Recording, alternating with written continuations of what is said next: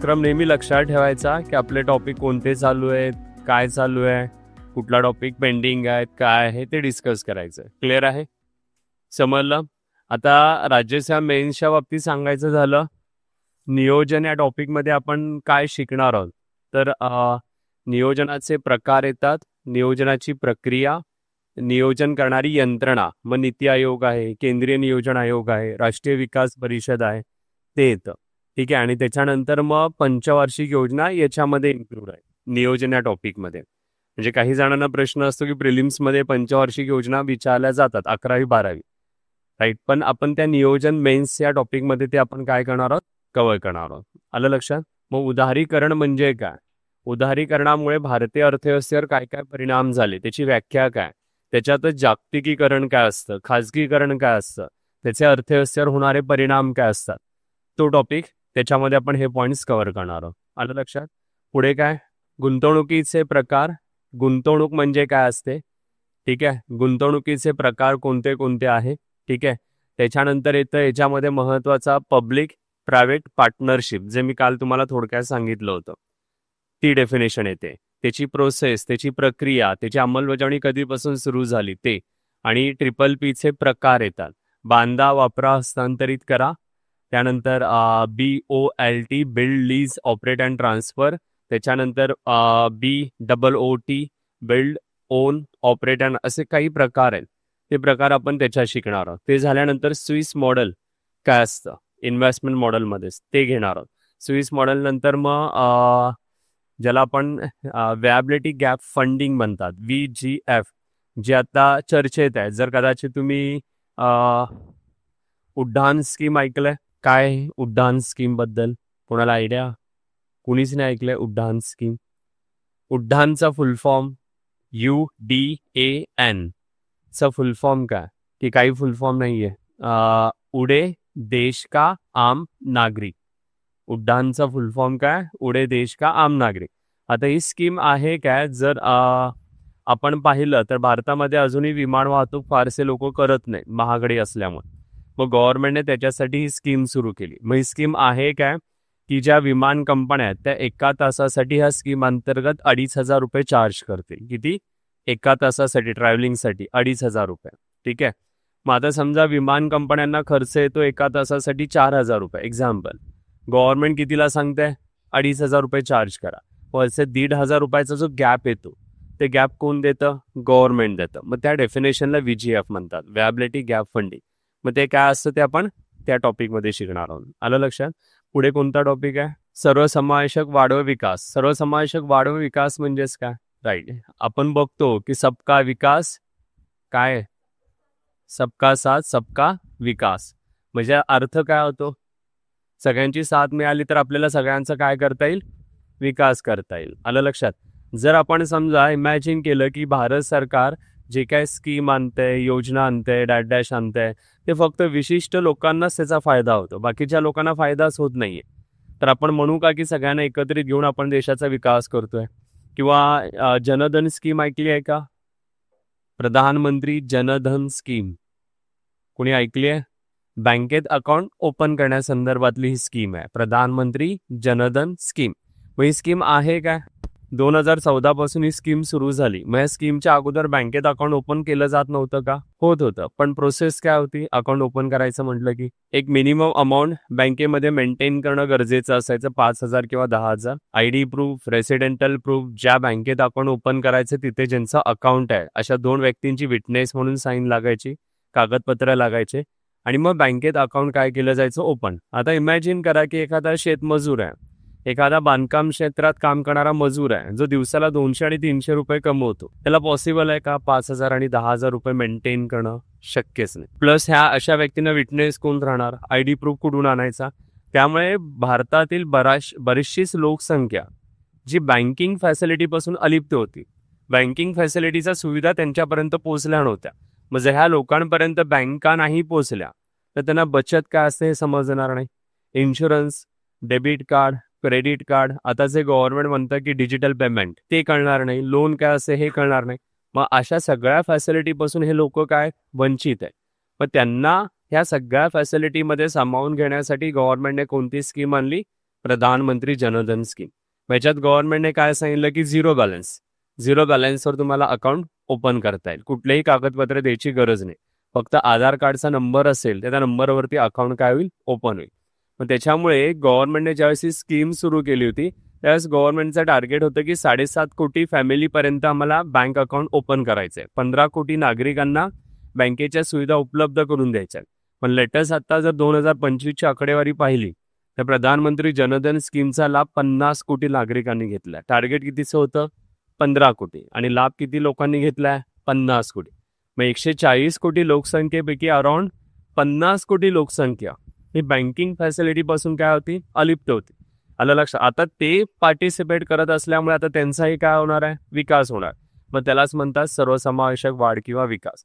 मग सर्वसमावेशक वाढ किंवा विकास याची व्याख्या काय, की अर्थव्यवस्थेतल्या ज्या फॅसिलिटीज आहेत, ज्या सुविधा आहेत, त्या सुविधेचा लाभ सगळ्या लोकांपर्यंत पोहोचवणं, त्यांना त्याच्यामध्ये सामावून घेणं, त्यालाच काय म्हणायचं, सर्वसमावेशक वाढ किंवा विकास. मग त्याचे उद्दिष्ट काय असतात, सर्वसमावेशक वाढ किंवा विकास साध्य करताना अडचणी कोणत्या कोणत्या येतात, समस्या कोणत्या कोणत्या येतात, सर्वसमावेशक वाढ मोजणारे इंडेक्स कोणते कोणते आहेत, स्कीम कोणत्या कोणत्या, त्या सगळ्याचा अभ्यास आपण कुठे करणार आहोत, या टॉपिकमध्ये. ठीक आहे. पुढे पायाभूत सुविधा म्हणजेच काय, रस्ते आले, पाणी आलं, वीज आलं, इलेक्ट्रिसिटी आली, रेल्वे आले, विमान वाहतूक आलं, राईट, त्याला पायाभूत सुविधा म्हणतात. आलं लक्षात. मग रस्त्यांमध्ये रस्त्यांचे प्रकार, रस्त्यांसंदर्भात असणाऱ्या योजना, रस्त्यांसंदर्भात कार्यरत असणाऱ्या संस्था माहिती आहेत रस्त्यांसंदर्भात कुठल्या, गव्हर्नमेंटच्या कुठल्या संस्था रस्त्यां, हायवेज, नॅशनल हायवेशी संबंधित आहेत, कोणी ऐकलंय, टोल वगैरे भरताना, डॅश करताना कधी पाहिलंय, एक बोर्ड लिहिलेला असतो टोलच्या इथे, NHAI म्हणून. NHAI काय फुल फॉर्म येतो, नॅशनल हायवे, ए म्हणजे अथॉरिटी ऑफ इंडिया. आलं लक्षात. राष्ट्रीय स्तरावरची ही संस्था आहे.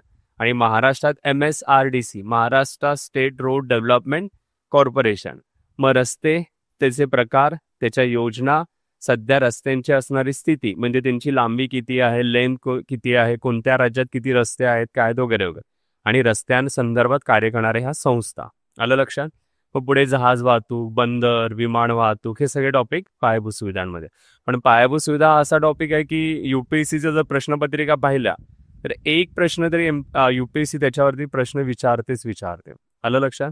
पुढे कृषी अर्थशास्त्रांमध्ये धारण क्षेत्र काय असतं, शेतीचे प्रकार माहिती आहेत कोणाला, कॉर्पोरेट शेती, सेंद्रिय शेती.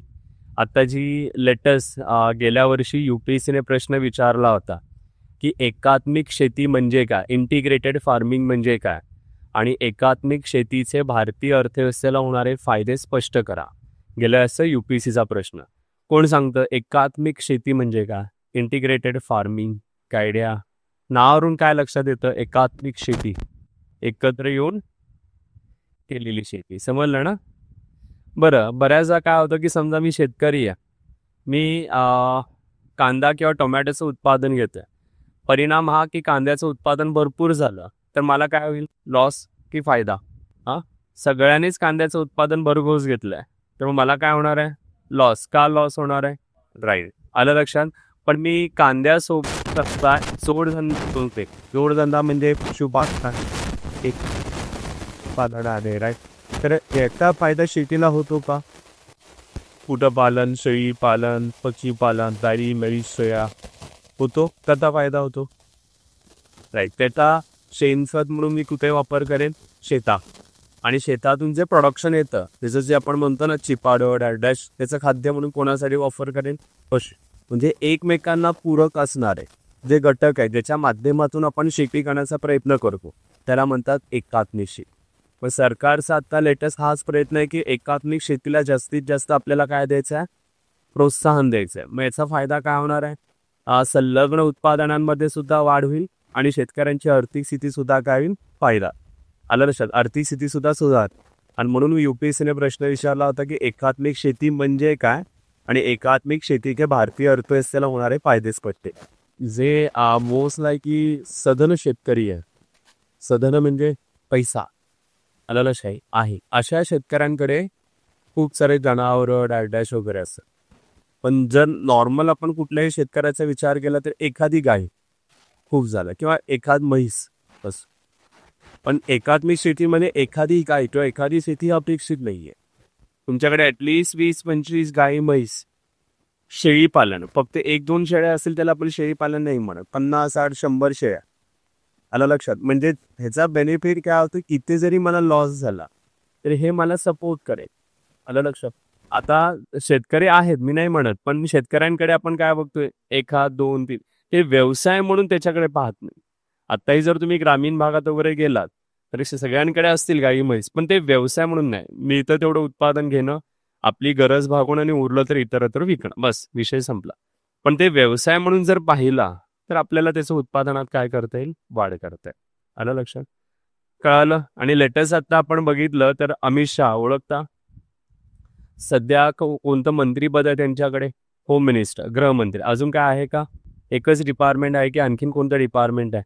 अमित शहा कोणतं डिपार्टमेंट, सहकार, सहकार मंत्री. सध्या ते केंद्रीय सहकार मंत्रालयाचे मंत्री सुद्धा आहेत. 2 पदं त्यांच्याकडे. सहकार मंत्रालय 2021 पासून भारतात स्थापन झालं. पहिल्यांदा सहकार मंत्रालय फक्त राज्य स्तरावरच होतं, केंद्रीय पातळीवर सहकार मंत्रालय नव्हतं. 2021ला भाजपनं केंद्रीय स्तरावर सहकार मंत्रालय स्थापन केलं. ठीक आहे. आता हे सहकार मंत्रालय लेटेस्ट आता न्यूजमध्ये का आलं, चर्चेत का आलं, आणि त्याच्यावर चान्सेस आहे आता UPSC प्रश्न विचारेल. कोणी न्यूजपेपरमध्ये वाचलं होतं, काय आयडिया आहे. तर सहकार मंत्रालयाने दुसरी श्वेत क्रांती, ऑपरेशन फ्लड म्हणतात त्याला. श्वेत या शब्दाचा अर्थ पांढरी, पांढरं काय असतं, दूध. दुधाचं उत्पादन वाढवण्यासाठी दुसरी श्वेत क्रांती सहकार मंत्रालयाने जाहीर केलं. आता पहिली हरित श्वेत क्रांती 1970ला सुरू झाली. लेटेस्ट आता 2024-25 मध्ये भारत सरकारने दुसरी श्वेत क्रांती चालू केली. मग पहिल्या आणि दुसऱ्यामध्ये काय फरक होता, तर पहिल्यामध्ये फक्त दुधाचं उत्पादन वाढवणं हे टार्गेट होतं, पण दुसऱ्या हरित क्रांतीमध्ये दुधाचं उत्पादन वाढवण्याबरोबरच महिलांचं सक्षमीकरण करणं. सक्षमीकरण म्हणजे काय, महिलांना आर्थिक, शारीरिक आणि मानसिक दृष्ट्या सक्षम बनवणं, त्याला काय म्हणतात, सक्षमीकरण. आलं लक्षात. सक्षमीकरणाची किंवा सबलीकरणाची किंवा इम्पॉवरमेंटची व्याख्या काय आहे की महिलांना शारीरिक, मानसिक आणि आर्थिक दृष्ट्या काय बनवणं, सक्षम बनवणं. तुम्ही म्हणाल मग सगळ्याच महिला आहेत, ऑलरेडी आहेतच, महिची गरज का नाही आहेत. अच्छा, हा राईट. अजूनही ग्रामीण भागामध्ये, शहरी भागात पण नाही, ग्रामीण भागात पण नाही. भारत सरकारने 2013ला एक बँक सुरू केली होती, जिचं नाव होतं भारतीय महिला बँक. कोणी ऐकलं होतं, भारतीय महिला बँक. ही आता SBI मध्ये मर्ज करण्यात आली. पण ही का सुरू केली होती भारत सरकारने, कारण काय होतं, रिझन.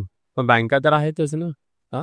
नाही, प्रॉब्लेम हा होता की महिला बँकेत जायला तयार नव्हत्या. का तयार नव्हत्या, कारण बँकेत गेले की पुरुषांची वर्दळ जास्त असते आणि ग्रामीण भागामध्ये महिलांना पाठवलं जात नाही. काय गरज आहे, काय डॅश आहे, आणि बऱ्याचशाच महिला बँकिंग फॅसिलिटीपासून वंचित होत्या. आणि म्हणून फक्त महिलांसाठी, तिथे एम्प्लॉईज पण फक्त महिलाच असतील, फक्त महिलांसाठी भारत सरकारने भारतीय महिला बँक सुरू केली. पण महिलांनी त्याला रिस्पॉन्स नाही दिला म्हणून ती बंद झाली. आलं लक्षात. बंद झाली म्हणजे मर्ज केली. किंवा त्याच्या व्यतिरिक्त आता लेटेस्ट अमित शहा यांनी सांगितलं की महिलांना आम्ही आरक्षण देऊ करतोय लोकसभेत, राज्यसभेत. ऐकलं होतं 2026 नंतर. मग याचा अर्थ लोकसभेत आरक्षण होतं की नव्हतं, महिलांना होतं.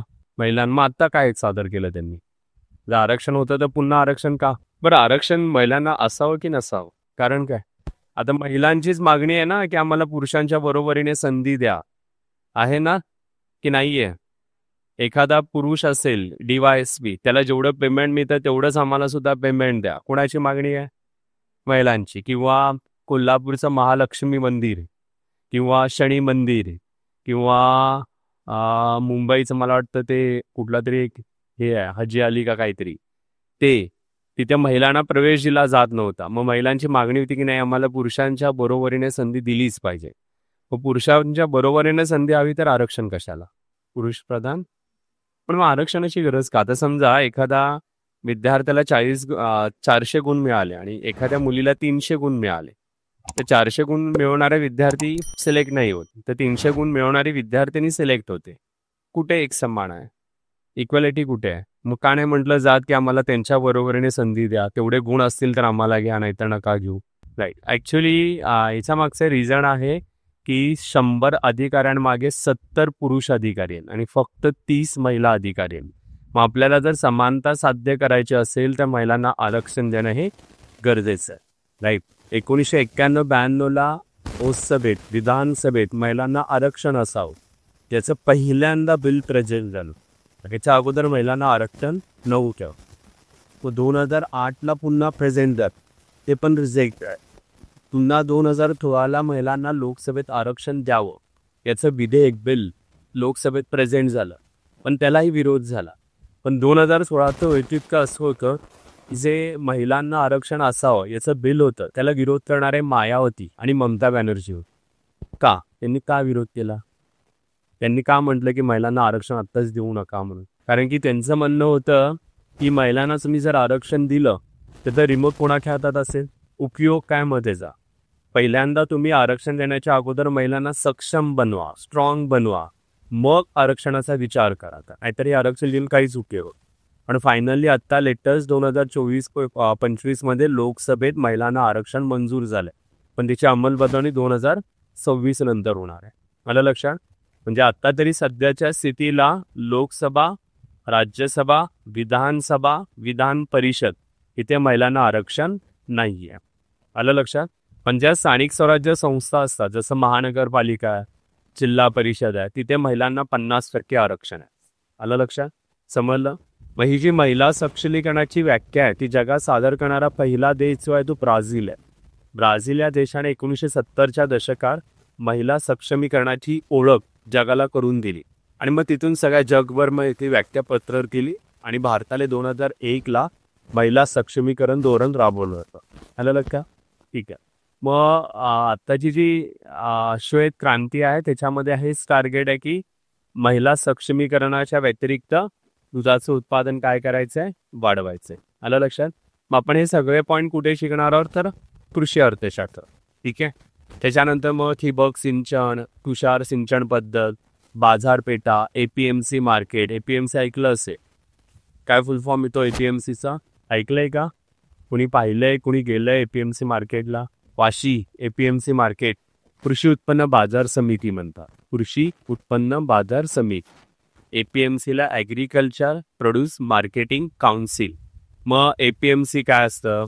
शेतमाल विक्री करण्याच्या पद्धती कशा असतात, बाजारपेठांचे प्रकार काय, ठीक आहे, शेतमाल स्टोअर करण्याच्या पद्धती कशा असतात, हे सगळं आपण पुढे शिकणार आहोत. ॲग्रिकल्चर, जमीन सुधारणा आणि कायदे. मोस्ट लाईकली इतिहासात बऱ्यापैकी जे पॉईंट कव्हर होतात, कारण की लॉर्ड कॉर्नवेलिसने सुरू केलेली कुठली पद्धत? कायमधारा पद्धत, डॅश डॅश. त्यानंतर आणखीन बऱ्याचशा हिस्ट्रीमधले पॉईंट्स आहेत जे ह्याच्यामध्ये इन्क्लूड आहेत, त्यामुळे तो वेगळा सांगण्याची गरज नाही. पुढे हा प्रीलाच आपल्या बऱ्यापैकी कव्हर होतो, त्यामुळे मेन्सला पुन्हा याची गरज नाही आहे. ठीक आहे. पुढे उद्योगांचे प्रकार काय असतात, उद्योगांचं वर्गीकरण. आता लेटेस्ट लघु उद्योग, सूक्ष्म उद्योग, मध्यम उद्योग याची व्याख्या गव्हर्नमेंटने बदलली आहे लेटेस्ट, त्यामुळे ती व्याख्या एक्झाममध्ये विचारली जाऊ शकते. त्याच्या व्यतिरिक्त MRTP ॲक्ट काय आहे? मोनोपॉली. ठीक आहे. मक्तेदारी व्यापार प्रतिबंधक कायदा तो काय आहे? कॉम्पिटिशन ॲक्ट काय आहे? औद्योगिक धोरणं. त्याच्यानंतर उद्योगांसंदर्भात कार्य करणाऱ्या संस्था, हे सगळे आपण या टॉपिकमध्ये बघणार आहोत. ठीक आहे. पुढे समिष्ट अर्थशास्त्रामध्ये पैसे, पैशांचे प्रकार, पैशांचं कार्य. त्याच्या व्यतिरिक्त पैशाच्या पुरवठ्यावर परिणाम करणारे घटक, महागाईवर परिणाम करणारे घटक.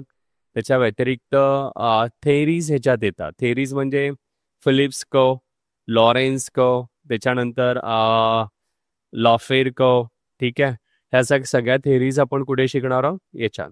ठीक आहे. पुढे सहकारमध्ये सहकाराची व्याख्या काय असते, सहकार कायद्याची वाटचाल काय आहे, सहकाराच्या बाबतीत सध्याची असणारी स्थिती, महाराष्ट्राची स्थिती काय वगैरे छोटा टॉपिक आहे, हे शिकणार आहोत. पुढे अन्न प्रक्रिया उद्योगांचे 2 प्रकार आहेत, त्याचं वर्गीकरण. अन्न प्रक्रिया उद्योगांसंदर्भात कार्य करणाऱ्या संस्था, कायदे, हे घेणार आहोत. आलं लक्षात? समजलं? कळालं? काही क्वेश्चन आहे? प्री आणि मेन्समध्ये जे टॉपिक आहे त्याच्यात कुठला पॉईंट्स विचारायचा आहे का? बस ह्याच्या बाहेरचं काही करू नका. सार्वजनिक वित्त हा आपला प्रीलाच कव्हर होतो. सार्वजनिक वित्तामध्ये बजेटचे प्रकार, टास्क सिस्टीम, वित्त आयोग हे सगळं त्याच्यामध्ये इन्क्लूड आहे. ठीक आहे. बघा नॉर्मली शास्त्राचं वर्गीकरण करायचं झालं तर आपण दोन ह्याच्यात करू. एक आहे नैसर्गिक शास्त्र आणि दुसरा आहे मानवनिर्मित. याच्यात फरक काय असतो? काय आहे नैसर्गिक आणि मानवनिर्मित? नैसर्गिक शास्त्र असतं त्याचं कुठलाही संशोधन की त्याचे पुरावे द्यावे लागतात. आलं लक्षात? किंवा प्रयोगशाळा असेल डॅश कुठेही त्याचं आपल्याला प्रूव्ह करावं लागतं की हे असं आहे. मग एक्झाम्पल द्यायचं झालं तर सायन्स आहे. सायन्स मी कुठलंही संशोधन केलं तर मला त्याचे काय द्यावे लागतील? पुरावे द्यावे लागतील. माझं त्याची सत्यता मला जगासमोर आणावी लागेल. मग अशा शास्त्राला आपण काय म्हणतो? नैसर्गिक शास्त्र. मानवनिर्मित शास्त्र ज्याला पुरावे द्यायची गरज नाही. इतिहास झालं, राज्यशास्त्र झालं, हे सगळे कुठे जातात? मानवनिर्मित शास्त्र. येते लक्षात? मग अर्थशास्त्राचं वर्गीकरण आपण कुठल्या शास्त्रात करू? नैसर्गिक की मानवनिर्मित? आता महागाई वाढत चालली असं मी संशोधन लावतं तर तुम्ही मान्य कराल का? हो म्हणाल का? नाही. मला त्याचे काय द्यावे लागतील? पुरावे. सिद्ध करावं लागेल मला की महागाई का वाढत चालली. त्यामुळे अर्थशास्त्र कुठल्या प्रकारामध्ये कन्सिडर केलं जातं? नैसर्गिक शास्त्र. आलं लक्षात?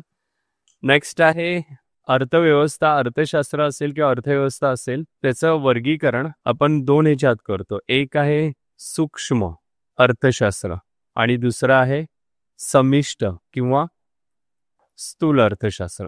आता या दोघांमध्ये काय फरक येणार आहे? सूक्ष्म आणि समिष्ट.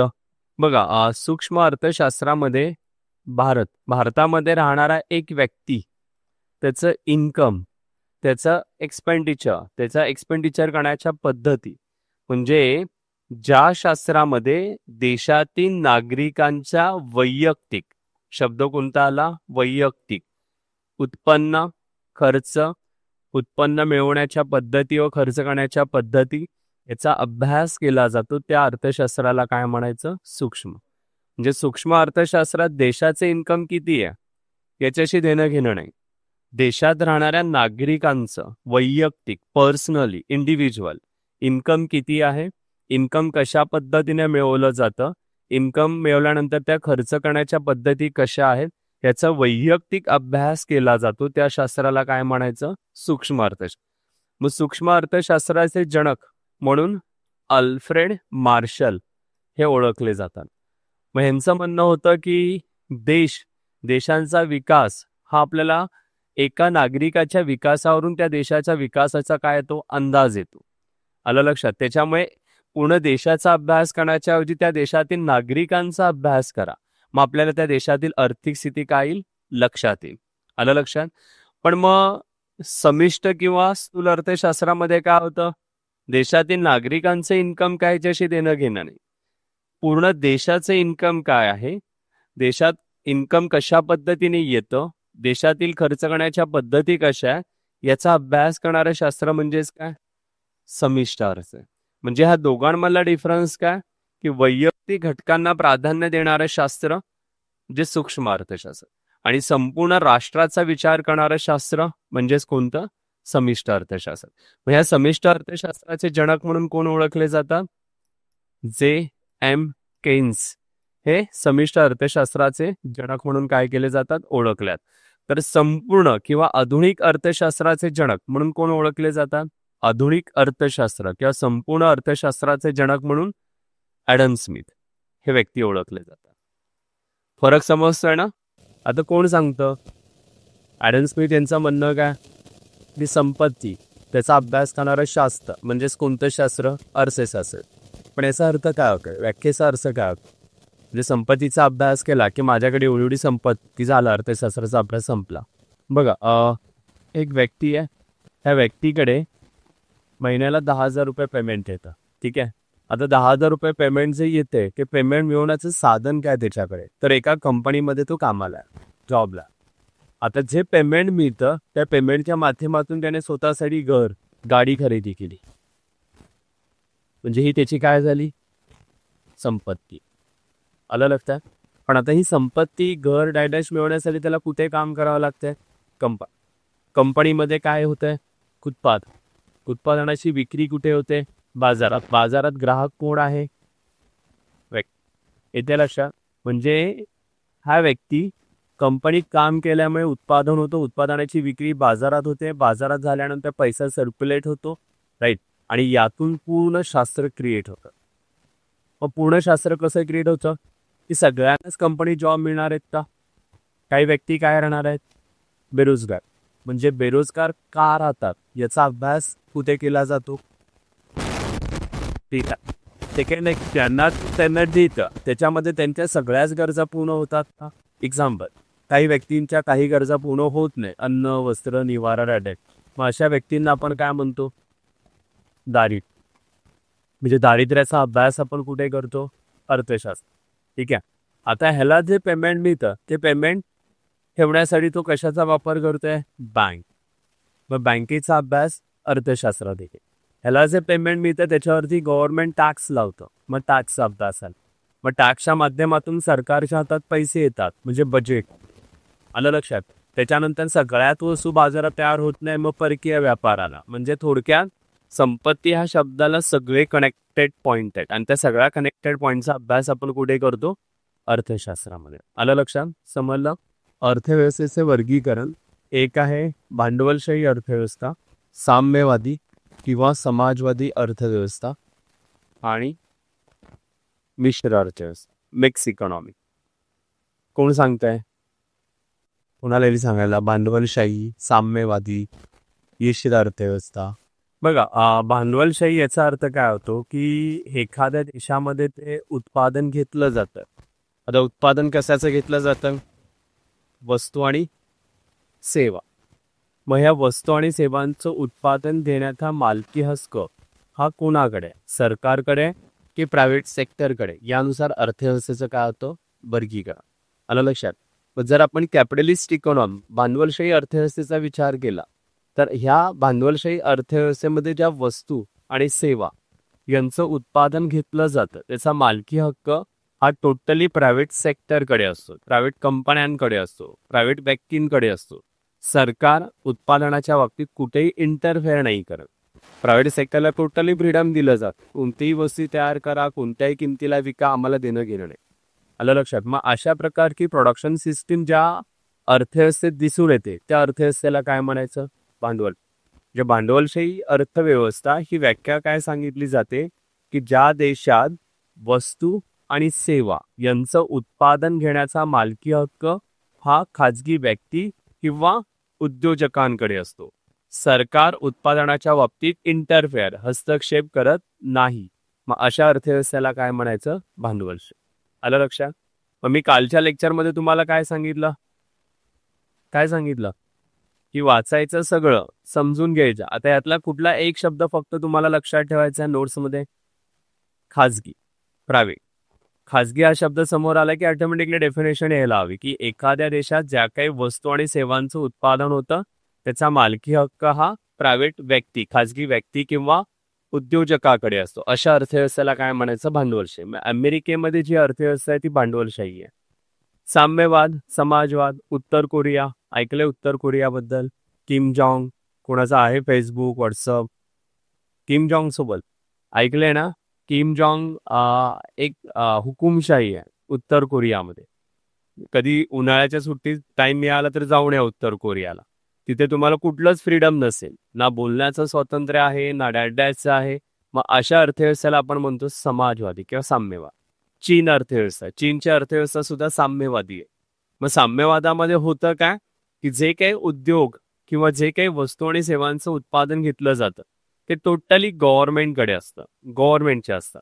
आता समजा मी म्हणजे प्रायव्हेट आहे, खाजगी व्यक्ती आहे. चीनमध्ये मी एखादी फॅक्टरी सुरू केली तर मला फ्रीडम नसणार आहे. चीन गव्हर्नमेंट मला जे सांगेल त्या किमतीला माझं प्रोडक्शन त्यांना काय करावं लागेल? विकावं लागेल मला.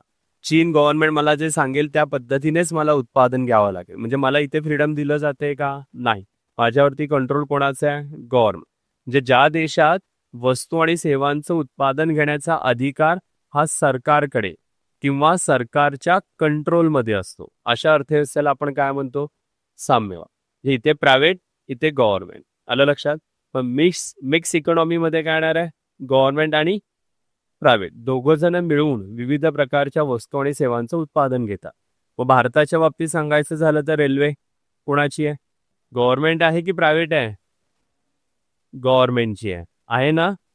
ठीक आहे, भारतीय रेल्वे. ठीक आहे, त्याच्यानंतर ONGC, NTPC, सेल. ठीक आहे, ही सगळ्या कंपन्या कोणाच्या आहेत? गव्हर्नमेंट. टाटा, रिलायन्स ह्या कंपन्या कोणाच्या आहेत? Private. SBI, bank of India, bank of Maharashtra government. ICICI, axis bank, HDFC private. जे आपण आपल्या देशाचा विचार केला तर आपल्या देशामध्ये सरकार आणि खाजगी या दोघांचं आपल्याला इक्वल समान अस्तित्व दिसून येतं. सरकारचे जेवढे उद्योग आहेत तेवढं सरकार त्याच्यामध्ये इंटरफेअर करतं, फक्त सरकारी उद्योगांमध्ये. पण प्रायव्हेट उद्योगांमध्ये गव्हर्नमेंट इंटरफेअर करतं का? नाही. रिलायन्सला सांगतं का की एवढ्या एवढ्याला हे करा, तेवढ्या तेवढ्याला नाही. त्यांना टोटली काय दिलं जातं? फ्रीडम. म्हणजे ज्या अर्थव्यवस्थेत भांडवलशाही आणि साम्यवाद ह्या दोघांचा प्रभाव दिसून येतो अशा अर्थव्यवस्थेला काय म्हणायचं? मिश्र.